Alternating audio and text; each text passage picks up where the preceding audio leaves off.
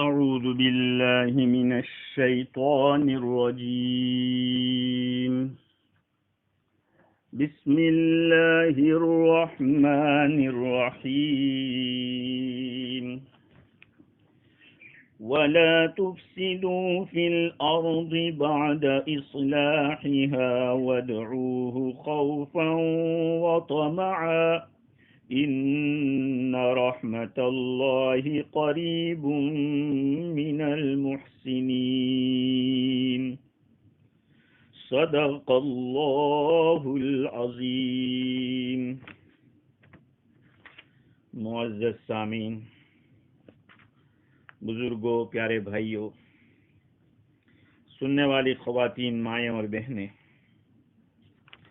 کل گزشتہ ہماری گفتگو یہ چل رہی تھی کہ اللہ رب العزت نے دعا کرنے کا حکم بھی دیا، آداب بھی بیان کیے، اور آخر میں یہ بتلایا کہ اللہ تعالی حد سے تجاوز کرنے والوں سے خوش نہیں ہوتا ہے، ان سے اللہ تعالی محبت نہیں کرتا.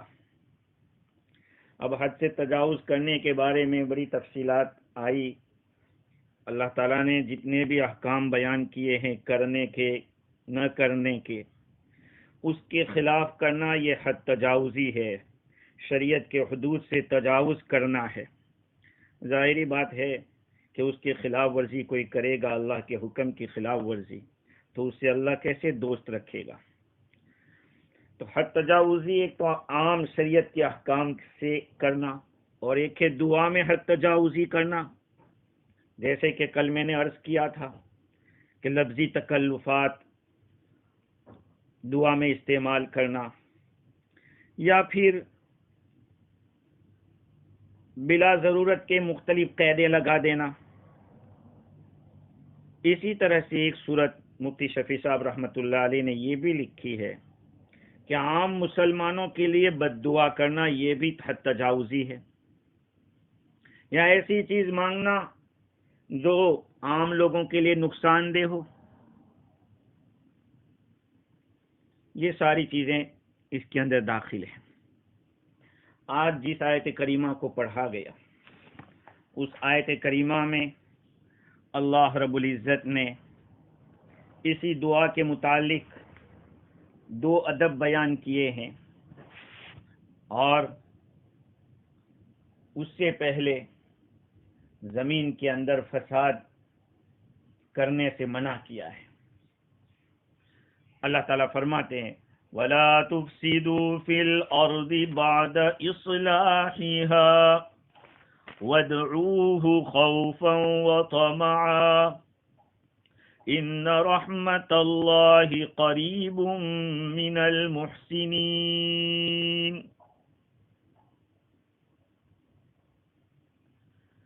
اور زمین میں اس کی اصلاح اور درستگی کے بعد تم فساد مت کرو، زمین میں بگاڑ مت کرو. اس کے درست کر دیے جانے کے بعد، اور اللہ تعالی کو پکارو خوفا و طمعا، اللہ تعالی سے ڈرتے ہوئے اور امید رکھتے ہوئے. ان رحمت اللہ قریب من المحسنین، بے شک اللہ تعالیٰ کی رحمت قریب ہے نیک کام کرنے والوں سے. یہ آیت کریمہ بہت ہی زیادہ وسیع معنی لیے ہوئے ہے. امام رازی نے بڑی تفصیلات لکھی. اس آیت میں تقریباً 4 الفاظ ہمیں سمجھنے ہیں. ایک تو درستگی، اور ایک ہے بگاڑ، اصلاح اور فساد، اور ایک لفظ ہے خوفاً اور وطمعا.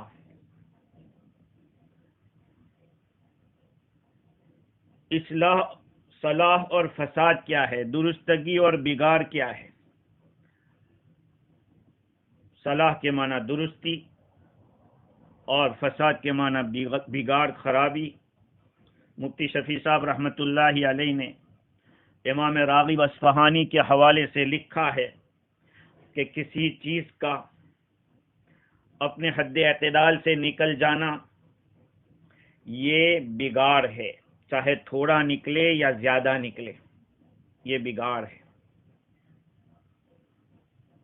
اور اگر اعتدال کے ساتھ ہے تو اس کو کہیں گے کہ اس میں درستگی ہے، صلاح ہے۔ اور جو دوسرے دو لفظ خوف اور طمع، تو خوف کی حقیقت علامہ آلوسی بغدادی رحمۃ اللہ علیہ نے یہ لکھی ہے کہ انزعاج القلب لعدم امن الضرر، دل کا ہچکچانا، دل کا پریشان ہونا، نقصان سے امن نہ ہونے کی وجہ سے، نقصان پہنچنے سے امن نہیں ہے، یعنی خطرہ ہے نقصان پہنچے گا، اس کی وجہ سے دل کا پریشان ہو جانا، یہ ہے خوف۔ اور ایک تعریف یہ بھی کی گئی ہے کہ توقع مکروہ یحصل فیما بعد، آگے چل کر جو نقصان پہنچنے کی توقع ہے اس کو خوف کہتے ہیں۔ اور ایک طمع، توقع محبوب یحصل لہ، پسندیدہ چیز کا حاصل ہونے کی توقع رکھنا، توقع ہونا، یہ امید ہے، طمع ہے۔ اللہ رب العزت نے اس آیت کریمہ میں پہلے جز میں یہ فرمایا کہ لا تفسدوا فی الارض، زمین میں تم فساد مت کرو، بگاڑ مت کرو۔ یہ عام ہے، کسی بھی قسم کا بگاڑ ہوگا، جہاں کہیں بھی نقصان آئے گا اس میں یہ فساد کہلائے گا۔ لا تفسدوا فی الارض شیئا فی الارض، زمین میں کچھ بھی بگاڑ مت کرو۔ زمین کے اندر بگاڑ کتنی قسم کا ہے؟ امام رازی نے تفسیر کبیر میں لکھا کہ کل 5 چیزیں ایسی ہے دنیا کے اندر کہ جس میں نقصان ہونا کوئی برداشت نہیں کرتا، آدمی اس کو صحیح معنی میں نقصان سمجھتا ہے۔ 5 چیزیں ایسی ہے، ان میں سے ایک ہے آدمی کی ذات، نفوس۔ نفوس کے اندر کسی کی جان کو لے لینا، قتل کر ڈالنا، کسی کے عضو کو کاٹ لینا،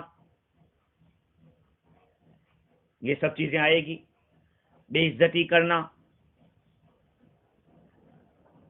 نقصان پہنچانا کسی کا ذاتی طور پر، یہ ساری چیزیں نفوس کے نقصان کی آئے گی۔ قرآن نے کہا کہ لا تفسدوا فی الارض، زمین میں کسی بھی قسم کا بگاڑ مت کرو۔ دوسری چیز ہے مال، تو مال کا نقصان کرنا، جیسے کہ لوٹ لیا، کسی کا مال غصب کر لیا، چوری کر لیا، یا غلط طریقے سے پلان کے ساتھ ناجائز طریقے سے ہڑپ لیا، یہ سب مال کا بگاڑ ہے۔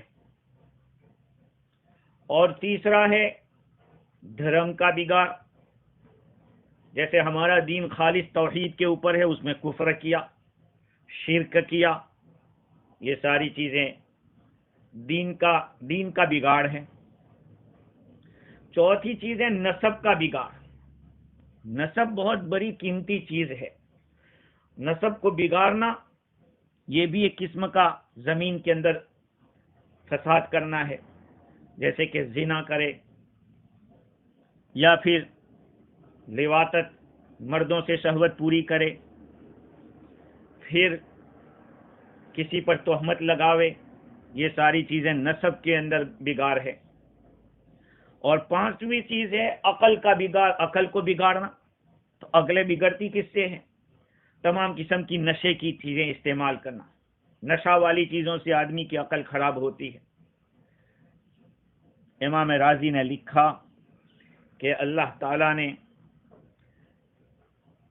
اس مقام کے اوپر لا تفسدو فرمایا کہ فساد مت کرو، افساد مت کرو، مطلب یہ ہے کہ فساد کا وجود نہیں ہونا چاہیے، کسی بھی قسم کا فساد زمین کے اوپر نہیں ہونا چاہیے۔ اس کا تقاضا یہ ہے کہ زمین کے اوپر جو کوئی بھی اللہ کے حکم کی خلاف ورزی کرے گا وہ زمین کے اندر فساد ہے۔ قرآن مجید کی ایک آیت سے پتہ چلتا ہے کہ دنیا میں جو کچھ بھی خرابی آ رہی ہے وہ حضرت انسان کی بدعملی سے ہے۔ ظہر الفساد فی البر والبحر بما کسبت ایدی الناس، زمین کے اندر بگاڑ عام ہو گیا، ظاہر ہو گیا لوگوں کے اعمال اور کرتوت کی وجہ سے۔ اس آیت کریمہ کے اندر ایک بات یہ معلوم ہوتی ہے کہ جتنی بھی چیزیں نقصان دینے والی ہے وہ مطلق منع ہے، جو چیز نقصان دہ ہے وہ شرعاً منع ہے، جیسے کہ جو چیز اچھی ہے وہ جائز ہے۔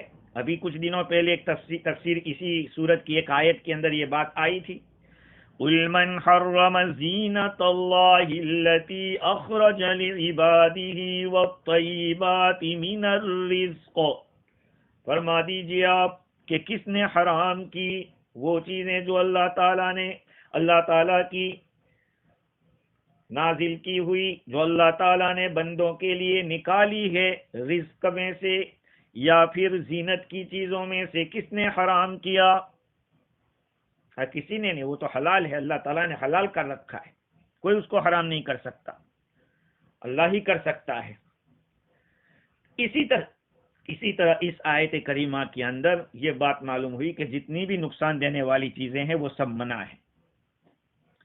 اور دوسری ایک بات یہ بھی معلوم ہوئی اس آیت کریمہ کے تحت، جس کو امام رازی نے لکھا کہ یہ آیت دلالت کرتی ہے کہ جو کوئی ایگریمنٹ دو آدمیوں کے بیچ میں رضامندی سے تیار ہوتا ہے اور ایک دفعہ تیار ہو گیا، صحیح ہو گیا، تو اب اس کو صحیح ہو جانے کے بعد کسی کا توڑ دینا یہ بھی ایک قسم کا فساد ہے، بگاڑ ہے، کیونکہ جب صحیح ہو گیا گویا کہ درست ہو گیا، درست ہونے کے بعد اس کو بگاڑنا یہ منع ہے۔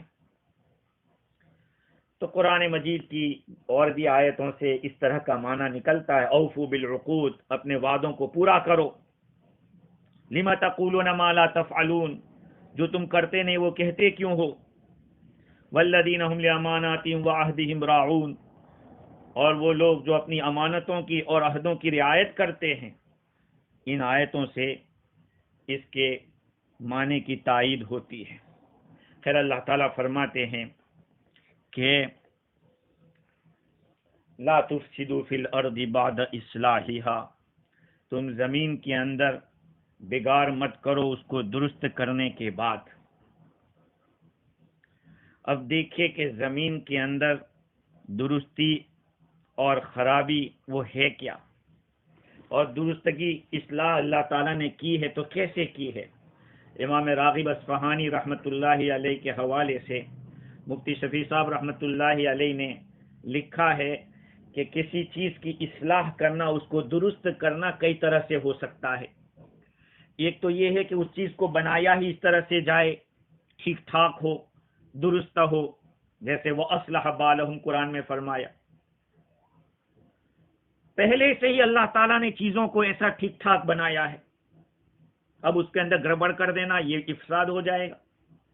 اور دوسرا اصلاح کا معنی یہ ہے کہ جو بگاڑ آ گیا ہے اس بگاڑ کو دور کر دے، جیسے اللہ تعالیٰ تمہارے اعمال کو درست کرنا چاہتا ہے، وَيُصْلِحَ أَعْمَالَكُمْ، يُصْلِحْ لَكُمْ أَعْمَالَكُمْ، تمہارے اعمال کو اللہ درست کر دے گا۔ یہ ہے اگر بگاڑ آ گیا ہے۔ قرآن مجید میں 22ویں پارے میں یا ایھا الذین آمنوا اتقوا اللہ وقولوا قولا سدیدا یصلح لکم اعمالکم، اے ایمان والو اللہ تعالیٰ سے ڈرو اور درست بات کیا کرو، اگر ایسا کرو کہ اللہ تمہارے اعمال کو درست کر دے گا، یہ ایک ہے درست کرنا۔ اور تیسرا طریقہ یہ ہے کہ اللہ تعالیٰ اصلاح کا حکم دے رہا ہے، صلاح کا حکم دے رہا ہے، جیسے اس آیت کریمہ میں کہ بگاڑ مت کرو۔ اللہ تعالیٰ نے انبیاء کرام کو بھیجا، ابھی بات آگے آ رہی ہے اسی طرح کی، کہ جو اصلاح ہے ایک تو ظاہری اصلاح ہے اور ایک باطنی اصلاح ہے۔ بھئی ہر چیز کو کی درستگی، ایک اس کے ظاہر کو ٹھیک کیا جائے اور ایک اس کے درست اندر کو ٹھیک کیا جائے۔ مثال کے طور پر گاڑی لیجئے، کار کو لے لیجئے، اس کی ظاہری اصلاح تو یہ ہے کہ گاڑی کے اوپر کے ٹین کے اوپر اور لوہے کے اوپر جو کچھ بھی لگا ہے اس کو ٹھیک کر کے، پینل بیٹل کے پاس اس کو ٹھیک کرا کے اس کو درست کر دیا، اس کا ڈھانچہ درست کیا جائے، اور اندر جو اس کی روح ہے، اس کا جو مشین ہے، انجن ہے، اس میں جو کچھ گڑبڑی ہے اس کو ٹھیک کیا جائے، وہ اندر ہے، اس کا وہ باطن ہے۔ تو زمین کا بھی ایک ظاہر ہے اور ایک باطن ہے۔ زمین کی ظاہری درستگی تو یہ کہ زمین کو کھیتی کے لائق بنایا، درخت اگانے کے قابل بنایا، اس پر بادلوں سے پانی برسا کر اللہ تعالیٰ زمین سے پھل پھول نکالتے ہیں، اور انسان اور دوسرے جانوروں کی زندگی کی جو ضروریات کی چیزیں ہیں، آسائش کے سامان ہیں، وہ اس سے پیدا ہوتے ہیں۔ یہ تو ظاہری ہے۔ اور دوسری باطینی درستگی، اللہ تعالیٰ نے رسولوں کو بھیجا، کتابیں نازل فرمائی، ہدایات بھیجی، تاکہ زمین کو کفر و شرک سے اور گمراہی سے پاک کیا جائے۔ تو اب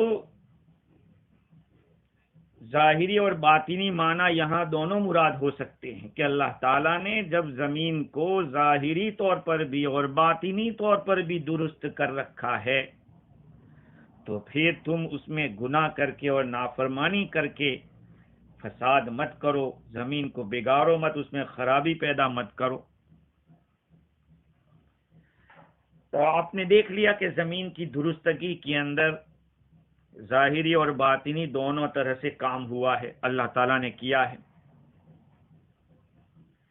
ظاہری جسم اللہ تعالیٰ نے زمین کا بنایا، وہ اس طرح کے نہ پانی کی طرح نرم رکھا کہ کوئی رک ہی نہ سکے، نہ پتھر اور لوہے کی طرح سخت رکھا کہ اس میں کھودا ہی نہ جائے، ایک درمیانی حالت میں اللہ تعالیٰ نے رکھا، تاکہ انسان اس کو نرم کر کے اس میں ہل چلا کے کھیتی کے قابل بنا کر پھل اس کو درخت اگائے یا بیج ڈالے، کھود کر اس میں کنویں اور خندقیں، نہریں بنا سکے، مکانات کی بنیادیں مستحکم کر سکے۔ یہ ساری چیزیں اللہ تعالیٰ نے اس میں کی۔ پھر اس زمین کے اندر اور باہر ایسے سامان پیدا فرمائے جن سے زمین کی آبادی ہو، درخت لگائے اور پھل فروٹ اگائے، روشنی گرمی سردی پیدا کی، بادلوں کے ذریعے اس پر پانی برسایا جس سے درخت پیدا ہو سکے، مختلف ستاروں اور سیاروں کی سرد اور گرم کرنیں اس پر ڈالی جس سے رنگ بھی بدلتے ہیں پھل پھول کے، اور اس میں مٹھاس بھی آتا ہے، اس میں مٹھاس بھر دی اللہ تعالیٰ نے۔ تو اس کے ساتھ ساتھ اللہ تعالیٰ نے حضرت انسان کو عقل عطا فرمائی کہ یہ جو کچا سامان ہے، لوہا ہے، تانبا ہے، پیتل ہے، ایلومینیم ہے، سب کو جوڑ توڑ کر اس کی مصنوعات کو بنانے کا قابل بنایا، ایسی عقل دی۔ یہ زمین کی ظاہری اصلاح ہے جو اللہ تعالیٰ نے اپنی قدرت کاملہ سے بنائی۔ اور باطنی اصلاح روحانی، وہ یہ ہے کہ اللہ تعالیٰ کا ذکر، تعلق مع اللہ، اللہ تعالیٰ کی اطاعت، یہ ساری چیزیں کی جائے تو اس کی باطنی اصلاح ہوگی۔ اللہ تعالیٰ نے ہر انسان کے دل میں ایک مادہ اور جذبہ پیدا کیا اللہ کی اطاعت کا اور اس کے حکم کا پورا کرنے کا اور اس کو یاد کرنے کا۔ قرآن میں ہے فَأَلْهَمَهَا فُجُورَهَا وَتَقْوَاهَا۔ تو اللہ تعالیٰ نے زمین کی مکمل اصلاح ظاہری اور باطنی کر دی۔ اب ہمیں حکم دیا کہ اس کو خراب مت کرنا۔ یہ خراب کیسے ہوگا؟ یہ خراب بھی دو طرح سے ہو سکتا ہے، ظاہری طور پر خرابی ہو، باطنی طور پر خرابی ہو۔ دیکھو دین کا کام باطنی اصلاح کا ہے، اصل کام تو اس لیے باطنی اصلاح کا تذکرہ آیا تو فساد باطنی کا بھی اس کی ممانعت آئی کہ اس کو باطنی طور پر بگاڑ مت کرو. تو اس دنیا میں ظاہر و باطن کے صلاح اور فساد کا آپس میں ربط ہے. ظاہر بگڑتا ہے تو باطن بھی بگڑتا ہے، آپس میں دونوں میں بہت گہرا ربط ہے، ایک دوسرے کے سبب بنتے ہیں. اس لیے قرآن مجید نے جس طرح سے باطنی بگاڑ سے روکا اور اس کا دروازہ بند کیا، اس طرح سے ظاہری فساد سے بھی منع کیا. ظاہری فساد جیسے کہ چوری ہے، ڈاکہ زنی ہے، قتل و غارت گری ہے، بے حیائی ہے، یہ تمام ظاہری اور باطنی ہر طرح کا فساد پیدا کرتے ہیں. اس لیے ان چیزوں پر خصوصیت سے پابندیاں لگائی، سزائیں اللہ تعالیٰ نے مقرر فرمائی اور تمام قسم کے گناہوں سے روکا، جرائم سے، کیونکہ ہر گناہ سے زمین کے اوپر فساد ہوتا ہے، بگاڑ ہوتا ہے. کہیں بھی آپ دیکھیں دنیا میں جہاں کہیں کوئی خرابی پیدا ہوئی ہوگی، بگاڑ آیا ہوگا، تو وہ لوگوں کے اعمال ہی کی پاداش میں ہوا ہوگا. آج کا انسان جس نے برق و بھاپ کو اور دوسری مادی چیزوں کو، اس کی رنگریلیوں کو مشہور بنا رکھا ہے. اگر آدمی ذرا بھی سوچے تو معلوم ہوگا کہ ہماری ساری یہ کوششیں اور جو کچھ بھی ایجادات ہو رہی ہے، مصنوعات، وہ ہمارے اصل مقصد جو اطمینان اور راحت حاصل کرنا ہے، اس میں فیل ثابت ہو رہی ہے. آج ایئر کون چل رہے ہیں، اور جن ملکوں میں ٹھنڈی پڑتی ہے وہاں پر ہیٹر چلتے ہیں گرمی.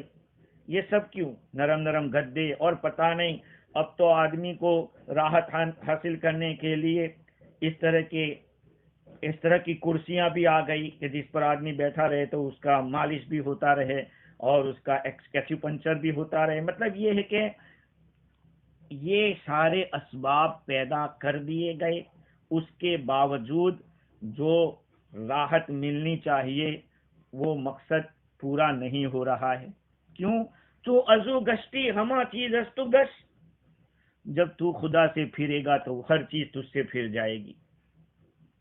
حقیقی آرام اور راحت یہ چیزوں سے نہیں حاصل ہوتی.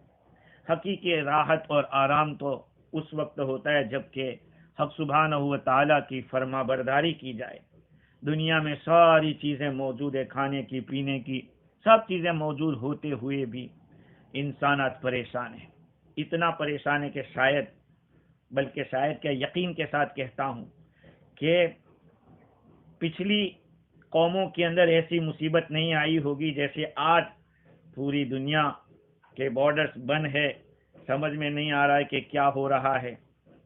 بس اللہ ہی تعالیٰ زیادہ جانتا ہے کہ اس کے پیچھے کیا مصیبت یا کیا اسباب ہیں. اللہ تعالیٰ نے فرمایا کہ لا تفسدوا فی الارض بعد اصلاحها، زمین کے اندر فساد مت کرو، بگاڑ مت کرو اس کے درست کر دیے جانے کے بعد. تو وہ جرائم اور گناہ اس میں داخل ہے جس سے ظاہری طور پر دنیا میں فساد ہوتا ہے، جیسے کہ چوری ہے، ڈاکہ زنی ہے، لوٹ مار ہے، یہ سب یہ تو داخل ہے. لیکن اس کے ساتھ ساتھ وہ برائیاں بھی داخل ہیں جو اللہ تعالیٰ سے غفلت، اللہ تعالیٰ کی نافرمانی کا سبب بنتے ہیں. وہ ساری چیزیں اس میں داخل ہیں، یہ سب چیزیں اس میں داخل ہیں. اس لیے آدمی کو چاہیے کہ اللہ تعالیٰ کی اطاعت پر آئے، اللہ تعالیٰ کی فرما برداری پر آوے. اللہ تعالیٰ نے پہلے تو فرمایا کہ زمین میں فساد مت کرو، اس کے درست کیے. اللہ تعالیٰ نے اس کو درست بنایا تھا لیکن تم نے بگاڑ دیا. لیکن فوراً ہی کیا فرمایا؟ وَادْعُوهُ خَوْفًا وَطَمَعًا، اور تم اس کو پکارو ڈرتے ہوئے اور امید رکھتے ہوئے. ڈرنا بھی ہے اور امید بھی رکھنا ہے. یہ وَادْعُوهُ پکارنے کا معنی کیا ہے؟ اگر یہاں نماز پڑھنا مراد ہے، عبادت کرنا مراد ہے، تب تو کوئی سوال نہیں ہے، اس لیے کہ پہلے دعا کرنے کا حکم تھا کہ عاجزی کے ساتھ دعا کرو اور چپکے چپکے دعا کرو. یہاں تو بات آ گئی نماز کی یا عبادت کی، اوپر دعا تھی یہاں عبادت ہے، تب تو کوئی سوال ہو ہی نہیں سکتا کہ یہ ریپیٹ کیوں آیا، یہاں ریپیٹ کا سوال نہیں ہے۔ لیکن اس تفسیر کے مطابق جس میں مفسرین فرماتے کہ اوپر بھی دعا کا تذکرہ تھا اور یہاں بھی دعا ہی مراد ہے، دونوں جگہ دعا مراد ہے، تو اب سوال پیدا ہوتا ہے کہ ایک حکم کو بار بار کیوں کہا دیا جا رہا ہے، دعا پہلے بھی گزری یہاں بھی دعا۔ تو اس کا جواب یہ ہے کہ دیکھیے امام راضی نے جواب دیا، ایک آلوسی نے بھی دیا ہے۔ امام راضی لکھتے ہیں کہ دونوں جگہ دعا ہی مراد ہے۔ تو پہلی آیت میں ادعو ربکم تضرعا و خفیہ میں یہ بتایا تھا کہ تمہاری دعا عاجزی اور چپ کے ہونی چاہیے، اور یہاں بتایا کہ تمہاری دعا ایسی ہونی چاہیے کہ جس میں خوف خدا بھی ہو اور امید بھی ہو۔ یعنی پہلے دعا کا حکم تھا، یہاں دعا کا فائدہ بتلایا جا رہا ہے، یہاں دعا کا فائدہ بتلایا جا رہا ہے کہ دعا کریں گے تو یہ دو چیزوں میں سے ایک چیز پیدا ہوگی۔ یا یوں کہا جا سکتا ہے کہ پہلی آیت میں دعا کی شرط بتلائی تھی کہ دعا کی شرط یہ ہے کہ عاجزی کے ساتھ ہو اور چپ کے ہونا چاہیے، اور یہاں پر دعا کا نفع بتلایا ہے۔ اور بقول علامہ آلوسی بغدادی کے، اور یہ زیادہ پسند ہے امام راضی علامہ آلوسی کی یہ بات، انہوں نے بتایا کہ پہلی آیت میں دعا کے ظاہری اوصاف بتائے تھے، ظاہری اوصاف کہ دعا کرو تو ظاہر میں عاجزی ہونی چاہیے اور بات کو بھی اتنے زور زور سے نہیں ہونا چاہیے، چپ کے ہونا چاہیے، ظاہری ادب تھا۔ اور اس جگہ کے اوپر باطینی ادب بتلایا جا رہا ہے کہ تم اللہ سے دعا کرو تو دل کے اندر خوف بھی ہونا چاہیے کہ کہیں ہماری شامت اعمال کی وجہ سے ہماری دعا رد نہ کر دی جائے، لیکن اس کے ساتھ ساتھ امید بھی ہونی چاہیے کہ قبول کرنے والی ذات تو اللہ کی ہے۔ اپنے کوتاہیوں کی وجہ سے رد سے ریجیکٹ ہو جانے سے خوف کرنا چاہیے، اپنے بارے میں یہ سوچیں کہ میری دعا کیا قبول، میں تو کتنا گنہگار ہوں، وہ اللہ اپنے فضل سے قبول کر لے، یہ بہت بڑی بات ہوگی۔ اور قبول کرنے میں اللہ تعالیٰ کے فضل کی امید ہونی چاہیے کہ اللہ فضل فرمائے گا۔ علامہ آلوسی نے اس مقام کے اوپر مختلف حضرات کے مختلف اقوال نقل کیے ہیں کہ خوف کس چیز کا اور امید کس چیز کی۔ تو ایک تو یہ ہے کہ سزا سے ڈر لگ رہا ہو کہ ہمارے گناہ کی وجہ سے ہم مانگ تو رہے ہیں، اللہ کہیں سزا ہی نہ دے دے کہ یہ منہ مسور کی ڈال کیا کر کے آیا تھا تو یہ مانگ رہا ہے، یہ ڈر رہا ہے بندہ۔ اور ایک طرف یہ ہے کہ اللہ تعالیٰ کے جزیل ثواب، خوب ثواب کی امید بھی رکھے۔ ابن جریج فرماتے ہیں کہ خوف تو ہے انصاف کا کہ اگر انصاف کرنے پہ آ گیا اللہ تو میں بچ نہیں سکتا، میری دعا قبول بھی نہیں ہو سکتی، لیکن امید اس کے فضل کی ہے کہ وہ فضل والا بھی ہے کہ فضل کر لے اور میری سن لے۔ اور عطا فرماتے ہیں حضرت عطا کہ میزان کا خوف ہو کہ اگر تولنے پہ آ گئے، ترازو میں چلے گئے اعمال تو پھر کیا ہوگا، اور جنت کی امید بھی ہونی چاہیے اللہ تعالیٰ سے۔ دونوں چیزیں ہیں، خوف بھی ہونا چاہیے اور اس کے ساتھ ساتھ امید بھی ہونی چاہیے۔ یہاں پر ایک سوال یہ ہوتا ہے کہ وَادْعُوهُ خَوْفًا وَطَمَعًا، اگر عبادت کا معنی مراد لیتے ہیں کہ تم عبادت کرو اللہ سے کی سزا سے ڈرتے ہوئے اور ثواب کی امید رکھتے ہوئے، تو پھر عبادت کیا ہوئی؟ عبادت تو خالص اللہ کے لیے کی جاتی ہے۔ یہ ایک سوال امام راضی نے قائم کیا، چونکہ متکلمین کے اندر، متکلمین کا اس میں اتفاق ہے کہ جو بندہ اللہ تعالیٰ سے دعا کرے یا عبادت کرے اس کی سزا کے ڈر سے یا اس کے ثواب کی امید سے، تو اس کی عبادت صحیح نہیں ہے۔ کیسے کیوں؟ کہ متکلمین کی دو جماعتیں ہیں۔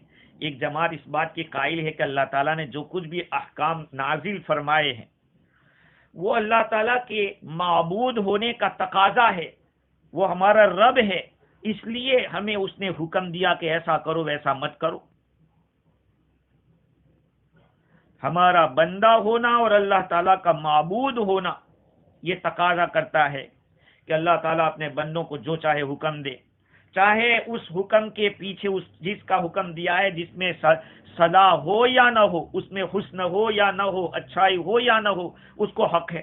یہ اہل سنت والجماعت کا کہنا ہے۔ اور ایک جماعت معتزلہ کی یہ کہتی ہے کہ جتنی بھی شریعت کی جتنی بھی تکلیفات ہے، شریعت کے جتنے بھی احکام ہیں، ان تمام احکام کے اندر ذاتی طور پر حسن ہونا ضروری ہے، وہ چیز بذات خود اچھی ہے، اس وجہ سے اس کا حکم دیا گیا ہے۔ اب چلے دیکھیں پہلا قول اہل سنت والجماعت کا، تو بعض اعمال کا واجب ہونا، بعض کا حرام ہونا، ہم تو یہی مانتے ہیں کہ صرف اللہ کا حکم ہے اس لیے کرنا ہے، اس نے منع کیا اس لیے رکنا ہے۔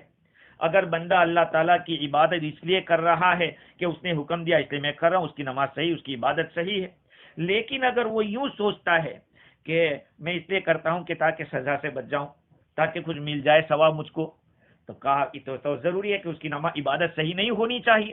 یہ ایک سوال ہے، کیونکہ اس نے جس لیے عبادت واجب ہوئی تھی اس لیے ادا نہیں کیا۔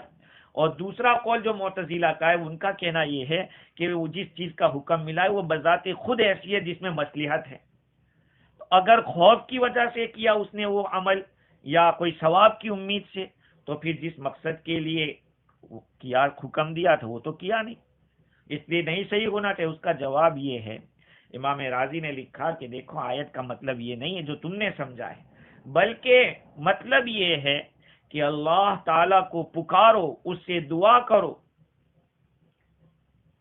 آپ نے اس عبادت کی یا دعا کے شرائط کے پورا کرنے میں کوتاہی واقع ہو جانے کے خوف کے ساتھ کہ کہیں مانگ تو رہا ہوں کچھ گڑبڑ نہ ہو جائے، بڑے کے سامنے ہاتھ تو پھیلائے ہیں، لیکن اس نے جس طرح سے حکم دیا ہے اس میں کوتاہی سے وہ ڈر کے کر رہا ہے، کوتاہی ہو جانے سے ہونے کا خطرہ ہے، شرائط کے پورا نہ ہونے کا خطرہ ہے، اور امید اس چیز کی ہے کہ اللہ تعالیٰ نے اگر چاہا تو وہ ساری شرطیں پوری ہو جائے گی جو عبادت کی شرط اللہ نے رکھی ہے، کہ یہ مطلب ہے۔ واللہ عالم، یہ امام راضی کا جواب ہے۔ آگے اس آیت میں اللہ تعالیٰ نے فرمایا کہ لا تفسدوا فی الارض بعد اصلاحها وادعوه خوفا وطمعا، اور تم اس کو پکارو خوف کرتے ہوئے اور ڈرتے ہوئے۔ سوال یہ ہے کہ کیا دعا کرنے والے کے لیے ضروری ہے کہ اس کے دل میں ایک خوف ہو اور امید ہو؟ اس کا جواب یہ ہے کہ بندہ یقین کے ساتھ تو یہ کہہ نہیں سکتا کہ میں نے ساری شرطیں پوری کر دی، دعا کے قبول ہونے کے لیے جو شرطیں وہ سب میں نے پوری کر لی اس لیے قبول ہونی چاہیے، اس لیے اس کو خوف تو حاصل ہوگا۔ اور یہ بھی یقین کے ساتھ نہیں کہہ سکتا کہ ساری شرطیں ختم ہو گئی، میں نے ایک بھی شرط پوری نہیں کی، لہذا ضروری ہے کہ وہ امید بھی رکھے، خوف بھی ہو اور امید بھی ہو، ان دونوں سے کام چلے گا۔ اور دعا کے آداب میں سے یہی ہے کہ بندہ اللہ تعالیٰ سے دعا کرے تو امید کے ساتھ دعا کرے، اور آداب میں سے ایک یہ ہے کہ دل کی حاضری، دیکھو امید کا بھی اور خوف کا بھی تعلق دل کے ساتھ ہے، مطلب یہ ہے کہ دل کی حاضری کے ساتھ دعا ہوگی تو وہ قبول ہوگی۔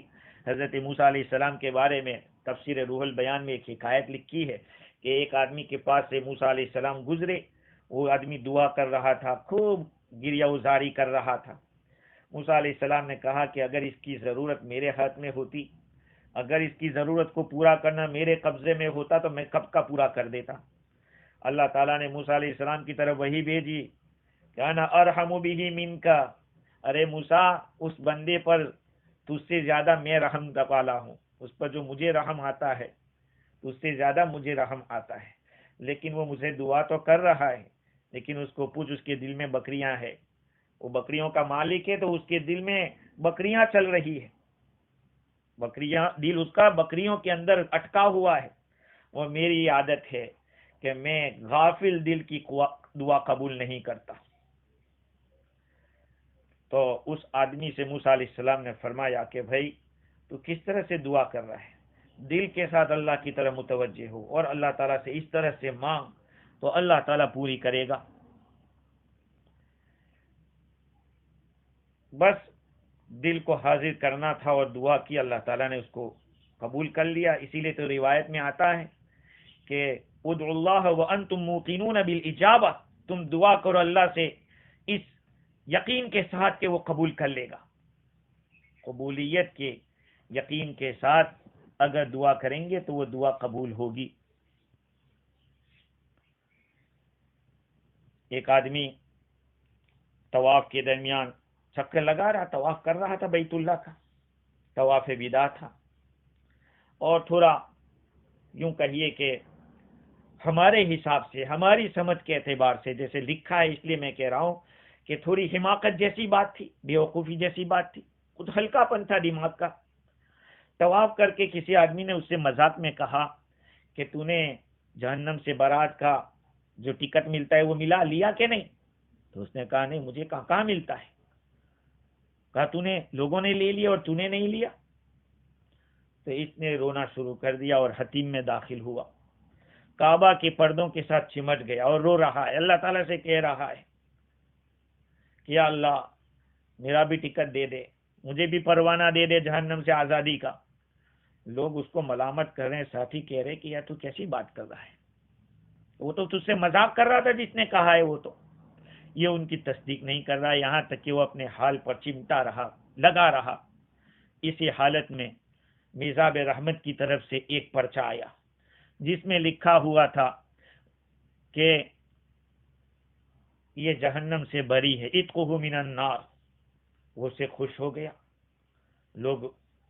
لوگوں کو اس نے وہاں روک دیا، کہا کہ دیکھو اس کتاب کی، اس خط کی نشانی یہ تھی، علامت یہ تھی کہ ہر طرف سے دیکھو تو سیم پڑھا جاتا تھا، کوئی چینجنگ نہیں ہوتی تھی.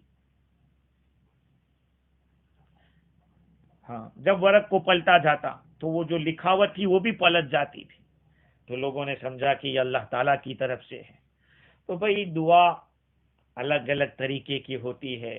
عام لوگ دعا کریں گے اقوال کے ذریعے، جو زاہد لوگ ہوں گے دنیا سے بے رغبت رہنے والے وہ افعال سے دعا کریں گے، اور اللہ کے جو خاص عارفین ہوں گے وہ احوال سے دعا کریں گے. خیر بڑی تفصیلات ہے اس کے اندر. اللہ تعالیٰ نے اس آیت کریمہ میں فرمایا کہ لا تفسدوا فی الارض بعد اصلاحها وادعوه خوفا وطمعا ان رحمت اللہ قریب من المحسنین.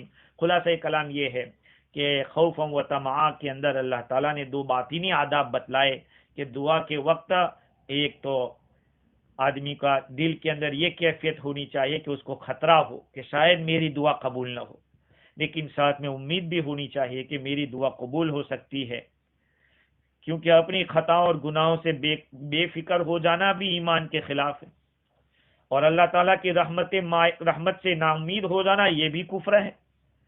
اس لیے قبولیت دعا کی جب ہی توقع کی جا سکتی ہے جبکہ دونوں حالتیں برابر ہو، امید بھی ہو اور خوف بھی ہو. آگے اللہ تعالیٰ فرماتے ہیں ان رحمت اللہ قریب من المحسنین، اللہ تعالیٰ کی رحمت قریب ہے نیکوکار لوگوں سے. اس میں اشارہ اس بات کی طرف ہے کہ دیکھو دعا کے وقت تو دونوں حالتیں ہونی چاہیے کہ خوف بھی ہو اور امید بھی ہو، لیکن ان دونوں میں امید کی جو سائٹ ہے وہ راجع ہونی چاہیے، کیونکہ رب العالمین اور رحیم الرحماء جود و احسان میں کوئی کمی نہیں رکھتا ہے، اس کی یہاں کنجوسی نہیں ہے. وہ برے سے برے انسان بلکہ شیطان کی بھی قبول کر لیتا ہے، دعا شیطان کی بھی قبول کر لیتا ہے.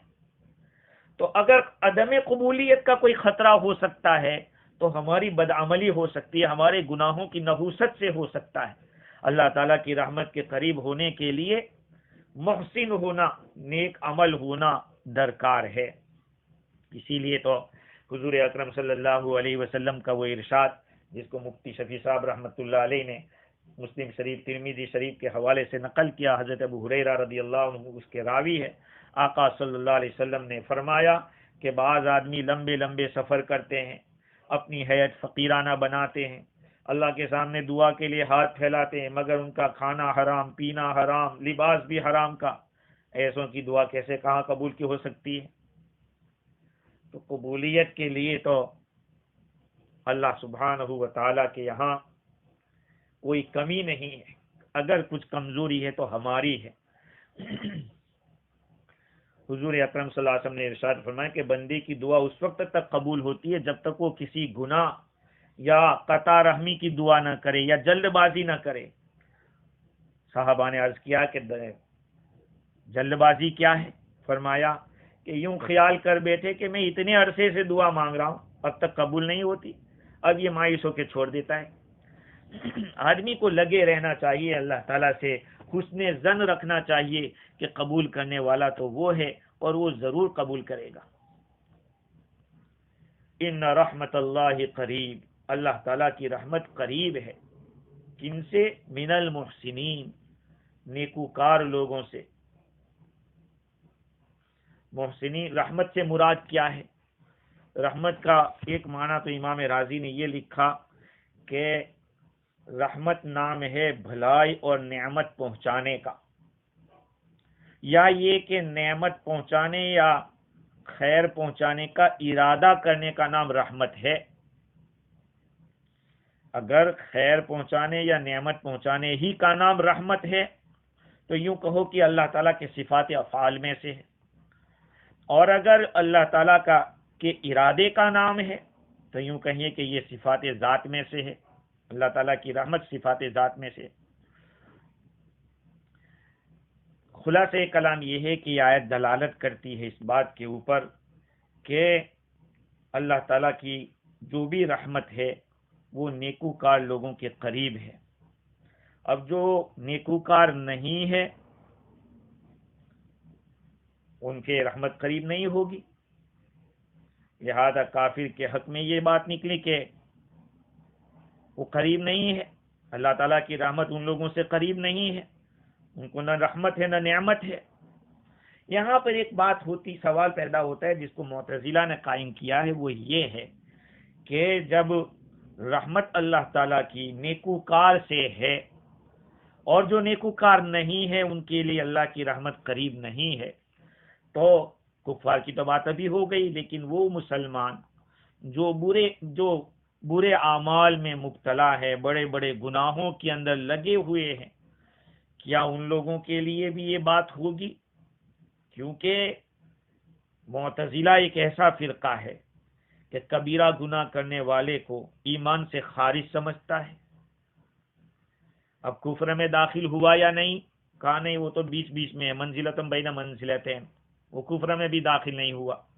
لیکن اہل سنت والجماعت فرماتے ہیں کہ آدمی بڑے گناہ کے ارتکاب کرنے سے کافر نہیں ہو جاتا، فاسق تو ہوتا ہے، ایمان والا مسلمان تو رہے گا، کافر نہیں ہو جائے گا۔ تو اب سوال یہ ہوتا ہے کہ محسنین کے قریب اللہ کی رحمت ہے، اور جو ایمان والے گناہوں کے اندر مبتلا ہے، بڑے بڑے گناہ، شراب نوشی، زنا کاری، ایسی برائیوں میں لگے ہوئے، تو ان کے اللہ کی رحمت ان کو ملے گی کہ نہیں؟ معتزلہ تو نہ کہتے، لیکن اہل سنت والجماعت کہتے ہیں کہ دیکھیے، جو بندہ اللہ تعالیٰ پر ایمان لایا، توحید کا اقرار کیا، نبی کی نبوت کو مانا، اس نے یہ تو اچھا نیک کام کیا ہے، اس لحاظ سے وہ تو محسن ہے۔ مثال کے طور پر اس کو ایک مثال سے سمجھایا امام رازی نے بھی اور آلوسی نے بھی، کہ ایک بچہ ہے، تقریباً زوال سے پہلے 1-8 گھنٹے پہلے مثال کے طور پر وہ بالغ ہو گیا، بالغ ہوتے ہی اس کے پر نماز فرض، روزہ فرض، جو کچھ بھی ہے وہ سب چیزیں فرض ہو جائے گی۔ بالغ ہوتے ہی وہ ایمان میں داخل ہوا، بالغ ہوتے ہی ایمان میں داخل ہوا، اللہ پر، اللہ کے رسول پر اور آخرت پر ایمان رکھا، اور ابھی تو نماز کا وقت آیا نہیں تھا ظہر کا، اور اس کا انتقال ہو گیا۔ تو امت کا اس کے اوپر اتفاق ہے کہ یہ آدمی جنت میں جائے گا، اس لیے کہ للذین احسنوا الحسنی، جن لوگوں نے اچھے اعمال کیے ان کے لیے حسنہ ہے، جنت ہے، یہ اس بشارت کے اندر داخل ہے، سب کا اتفاق ہے۔ تو پھر اس نے تو کچھ اور عمل تو کیا نہیں تھا، یہی کیا تھا، ایمان میں داخل ہوا تھا. تو جو ایمان والا گناہوں میں مبتلا ہے لیکن ایمان پر ہے تو وہ محسن کے ایک درجے کے اوپر ہے، لہذا اس کو اللہ تعالیٰ کی رحمت مل سکتی ہے. اب یہ کہنا کہ محسن تو وہی ہوتا ہے جو تمام قسم کے اچھائیوں کو کرنے والا ہو، یہ تو باطل ہے. امام راضی نے کہا کہ یہ تو نہیں ہو سکتا کہ سارے ہی اچھے کام کرے اسی کو محسن کہا جائے. بھئی عالم اس کو تھوڑی کہیں گے جو سب جانتا ہو، تھوڑا جانتا ہو وہ بھی عالم ہے، اور زیادہ جانتا ہو وہ بھی عالم ہے، وہ بڑا عالم کہلائے گا. عالم ہونے کے لیے یہ شرط نہیں ہے کہ اس کے پاس تمام قسم کے علوم ہو، تمام قسم کے علوم ہوں گے تبھی وہ عالم کہا. محسن بھی وہی، ایسا نہیں ہے کہ ساری قسم کی نیکیاں کرتا ہو تبھی وہ محسن بنے گا. خیر اللہ تعالیٰ فرماتے ان رحمت اللہ قریب من المحسنین. اب یہاں امام علامہ آلوسی بغدادی نے اسی طرح سے تفسیر قرطبی نے اتنی لمبی چوڑی بحث کر دی، یہ تو عربی جاننے والے سمجھ سکتے ہیں کہ رحمت اللہ کا جو رحمت کا جو لفظ ہے وہ تو عربی کے لحاظ سے اس میں جو سائن پائی جاتی ہے وہ فیمیل کی سائن پائی جاتی ہے، اور قریب من المحسنین وہ تو میل کے لیے یوز ہوتا ہے، تو پھر عربی کے قاعدے کے گرامر کے خلاف لگ رہا ہے. اس کے تقریباً 13 صورتیں لکھی ہے علامہ آلوسی نے، اور قرطبی نے 7 صورتیں لکھی ہے. بس اتنی سی بات ہے. رحمت کا لفظ مصدر ہے اور مصدر کے لیے تذکیر و تانیث بھائی کئی اقوال لکھے.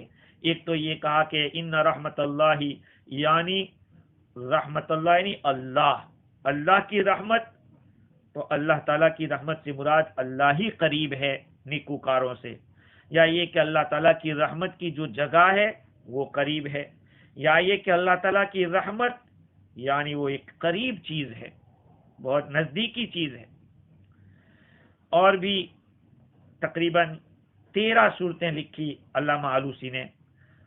اللہ تعالیٰ فرماتے ان رحمت اللہ قریب من المحسنین، اللہ تعالیٰ کی رحمت قریب ہے نیکوکار سے. بھئی کتنی قریب ہے، کیسے قریب ہے، کس طرح سے قریب ہے؟ اس کا جواب دیتے ہوئے راضی نے لکھا کہ انسان ہر گھڑی جتنا اس کی زندگی کے اوقات گزرتے جا رہے ہیں وہ آخرت سے قریب ہوتا جا رہا ہے، دنیا سے دور ہوتا جا رہا ہے. یعنی دنیا گویا کے پاس ٹینس بنتی جا رہی ہے اور آخرت فیوچر ہے، آگے آ رہی ہے. تو انسان ہر گھڑی اور ہر لحظہ ہر لمحہ ماضی سے دور اور مستقبل سے قریب ہے. جب یہ بات ثابت ہو گئی تو اس کا یہ مطلب کہ دنیا دور ہو رہی ہے ہر گھڑی، آخرت قریب ہو رہی ہے، اور اللہ کی رحمت تو آخرت میں ملے گی. دیکھو دنیا میں تو اللہ کا حدیث میں آتا ہے کہ اللہ تعالیٰ نے اپنی رحمت کے 100 حصے میں سے ایک حصہ زمین پر اتارا اور 99 اپنی رحمت ایمان والوں کے لیے وہاں رکھی ہے، آخرت کے اندر رکھی ہے. تو اللہ تعالیٰ کی جو رحمت اصل میں ملنے والی ہے وہ تو موت کے بعد ملے گی، اور موت آئے گی دنیا سے جانے کے بعد.